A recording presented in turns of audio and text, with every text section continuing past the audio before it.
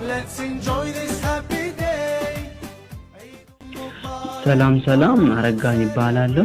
ይድረስ ለሙስሊም ጓደኞቼ በሙሉ እንኳን በሰላም የረመዳንን ጾም አላህ በሰላም አስጀምሯችሁ በሰላም ስላከበራችሁ የአላህ ስም የተመሰገነ ይሁን።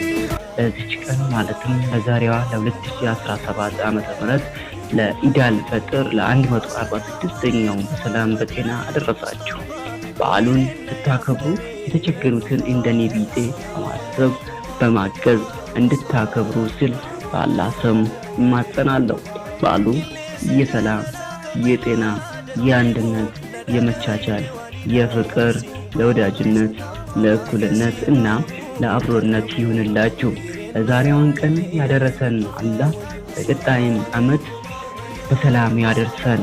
አሜን። ኢድ ሙባረክ።